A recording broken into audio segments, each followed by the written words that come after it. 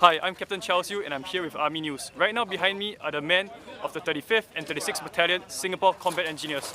They're hard at work preparing a trench that will be used to detonate a 100-kilogram war relic that was discovered here at the construction site where I'm standing. Stay tuned with us on Army Facebook as we bring you more updates.